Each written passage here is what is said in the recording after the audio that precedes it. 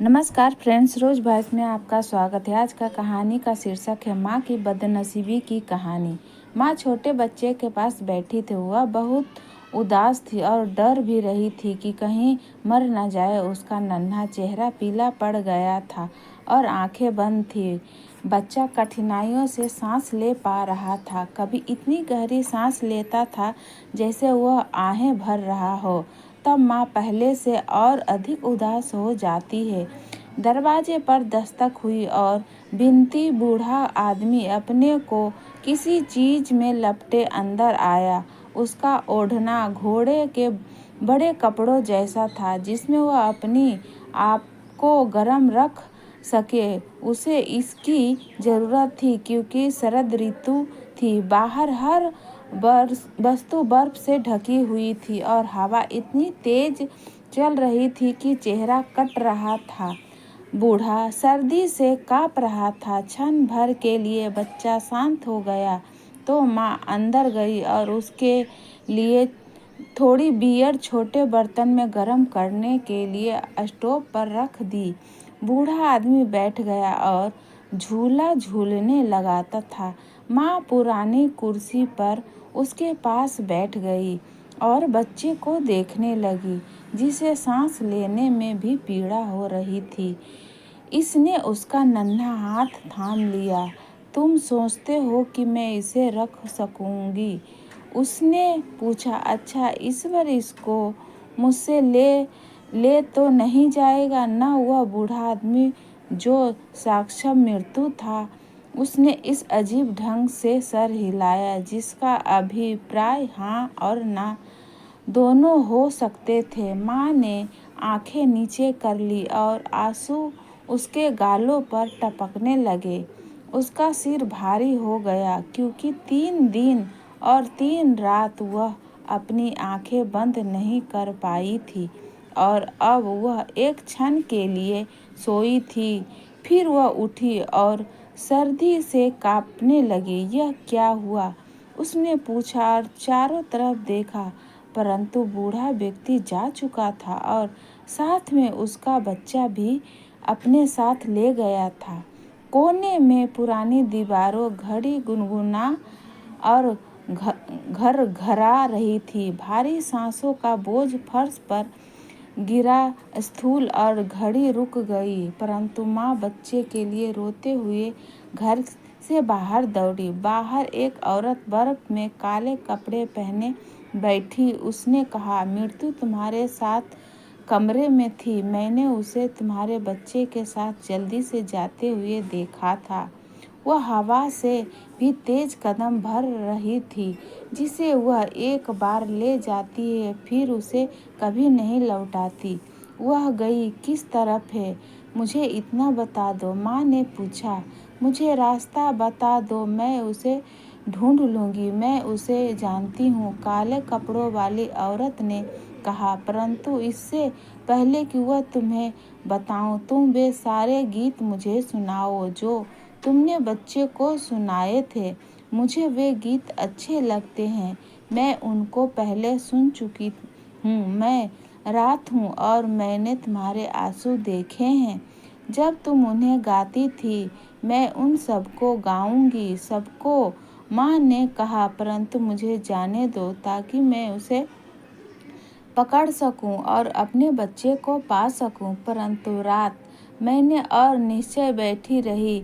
फिर माँ ने अपने हाथ सिकोड़े गाना गाया और रोई। बहुत गाने और उनसे अधिक आंसू बहाने पर रात बोली, दाईं ओर देवदार के घने जंगल में जाओ, क्योंकि मैंने मृत्यु को तुम्हारे बच्चे के साथ उधर ही जाते देखा था। जंगल में काफी अंदर सड़कों और चौराहा था और वह जानती थी कि कौन सा रास्ता पकड़े। वहाँ बिना फूल पत्तों के काले कांटों की एक झाड़ी थी।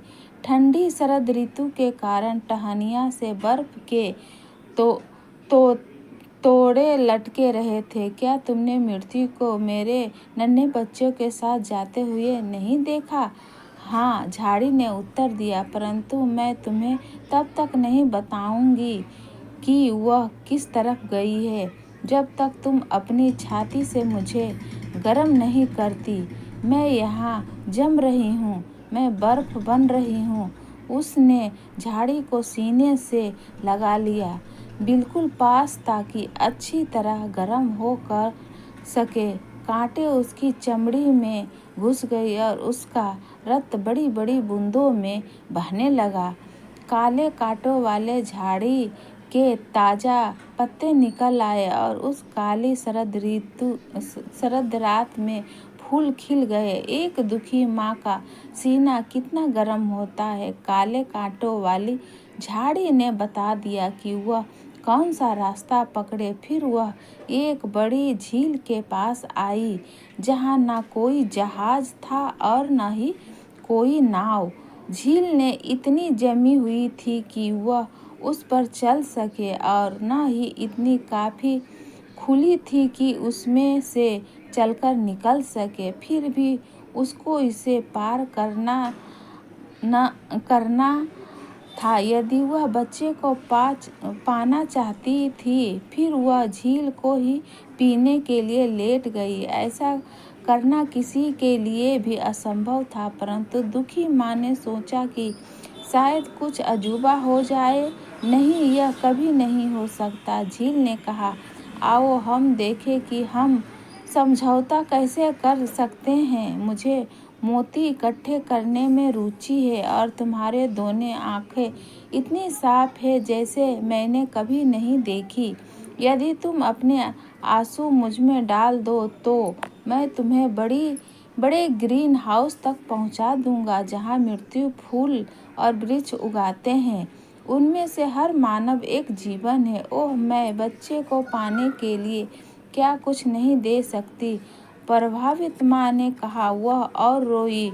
उससे आंसू झील की गहराई में गिरकर दो अनमोल मोती बन गए। झील ने उसको ऊपर उठा लिया जैसे झूले में बैठी हो, फिर उसे दूसरे किनारे पर पहुंचा दिया, जहां मीलों में एक शानदार घर खड़ा था। कोई यह नहीं बता सकता था कि वह जंगलों और गुफाओं वाला पर्वत था या ऐसी कोई जगह थी जो बनाई गई थी, परंतु बेचारी माँ उसे देख नहीं सकी, क्योंकि वह अपनी आंखें खो चुकी थी। जो मेरे बच्चे को अपने साथ ले गई है, उस मृत्यु को मैं कहाँ ढूंढूं? वह अभी यहाँ नहीं पहुँची, भूरे बालों वाले बूढ़ी औरत ने कहा, जो मृत्यु के शीशे के मकान में इधर उधर ध्यान से घूम रही थी। तुमने यह रास्ता कैसे ढूंढा और किसने तुम्हारी सहायता की? हे अच्छे ईश्वर ने मेरी सहायता की है, उसने उत्तर दिया। वह कृपालु है और तुम भी कृपालु होगी। कहा, मैं अपने बच्चे को कहाँ ढूंढूं? मैं नहीं जानती, बूढ़ी औरत ने कहा, और तुम भी देख नहीं सकती हो। कई फूल और वृक्ष रात को मुरझा गए हैं। मृत्यु आएगी और उनको जल्दी पुराना रोपण करेगी। तुम भली प्रकार जानती हो कि क्रमानुसार प्रत्येक मानव के पास जीवन वृक्ष अथवा जीवन पुष्प है। वे दूसरे पौधों की तरह नजर आते हैं, परंतु उनके दिल धड़कते हैं। बच्चों के दिल भी धड़क सकते हैं। इस पर विचार करो। संभव तुम अपने बच्चे के दिल की धड़कन को पहचान सको, परंतु तुम मुझे क्या दोगी यदि मैं बता दूं कि तुम्हें और क्या करना होगा? मेरे पास देने को और कुछ नहीं है, प्रभावित माँ ने कहा, परंतु मैं तुम्हारे लिए पृथ्वी के छोरों तक जा सकती हूँ। तुम्हारे करने के लिए मेरे पास कुछ नहीं है, बूढ़ी औरत ने कहा, परंतु तुम अपने लंबे बाल मुझे दे सकती हो। तुम स्वयं ज्ञाता हो चाहिए कि ये सुंदर हैं और मुझे अच्छे लगते हैं। इनके बदले में तुम मेरे सफ़ेद बाल ले सकती हो। ये सदा के लिए कुछ न कुछ है, तुम और कुछ नहीं जानती। उसने पूछा, मैं खुशी से इनको दे दूंगी। और उसने अपने सुंदर बाल उसे दे दिए और बूढ़ी औरत ने सफ़ेद बाल ले लिए। इसके बाद वह उसे मृत्यु के महान शीशे के घर में ले गई, जहाँ फूल और वृक्ष आरक्षण ढंग से आपस में मिल उगे रहे थे। वहाँ घास के फूलों के नीचे सुंदर फूल खिले थे, कुछ बिल्कुल ताज़ा और बाकी कुछ कुछ मुरझाए हुए। पानी के सांप उनके आसपास मिलन कर रहे थे और केकड़े टहनियों में दृढ़ता से चिपक रहे थे।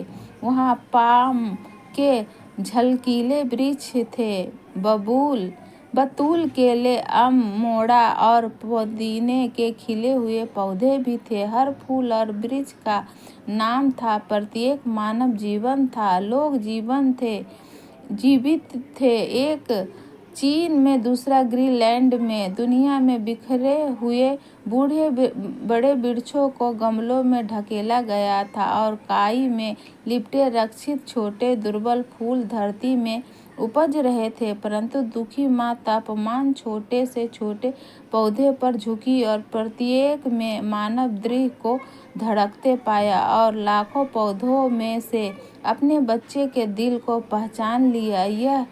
यह है वह चिल्लाई और केसर के नन्हे फूल की ओर हाथ फैलाई, जो पीला और मुरझाया हुआ लटक रहा था। फूल को मत छुओ, बुढ़िया ने कहा, यहाँ बैठ जाओ। जब मृत्यु, जो कुछ ही मिनटों में आने वाला है, आएगी तो उसे पौधे उखाड़ने मत देना, बल्कि उसको धमकाना कि यदि उसने ऐसा किया तो तुम दूसरे पौधों को उखाड़ दोगी। तब वह डर जाएगी। उसको इन सब का हिसाब देना होता है। जब तक परमात्मा की आज्ञा नहीं होगी, एक भी पौधा उखाड़ नहीं जाना चाहिए। एकाएक बड़े कमरे में से एक बर्फीला झोंका आया और अंधी माँ ने महसूस किया कि मृत्यु आ पहुंची है।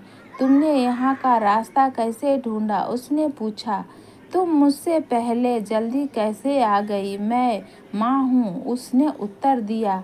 मृत्यु ने कोमल नन्हे फूल की ओर अपने हाथ बढ़ाए, परंतु उसने हाथ कसकर रखे और दृढ़ता से थामे रही। फिर भी उसने पूर्णतः सावधानी रखी ताकि वह एक पत्ती भी छू न सके। फिर मृत्यु ने अपने हाथों पर फूंक मारी और महसूस किया कि उसकी सांस बर्फीली हवा से अधिक ठंडी थी और उसके हाथ शक्तिहीन होकर नीचे गिर गए। तुम मेरे विरुद्ध कुछ नहीं कर सकती, मृत्यु ने कहा, परंतु दयालु परमात्मा कर सकता है, उसने उत्तर दिया। मैं केवल वही करती हूँ जिसकी वह आज्ञा देता है, मृत्यु ने कहा। मैं उसकी मालिन हूँ, मैं उसके तमाम फूल और वृक्ष ले जाती हूँ और स्वर्ग के विशाल उपवन की अनजानी धरती पर पुराना रोपण करती हूँ। परंतु ये वहाँ कैसे शोभायमान होते हैं, वहाँ कैसे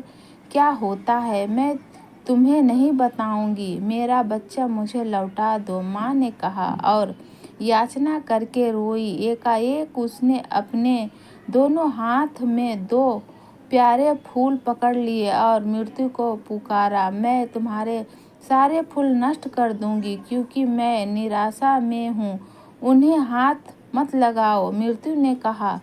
तुम कहती हो कि तुम दुखी हो और एक दूसरी माँ को दुखी करने पर तुली हो, दूसरी माँ बिनती औरत ने कहा और फूलों को छोड़ दिया। यह दूसरी माँ आंखें हैं, मृत्यु ने कहा। मैंने इनको झील से निकाला है, ये तेजी से चमक रही थी, तुझे मालूम नहीं था कि ये तुम्हारी है।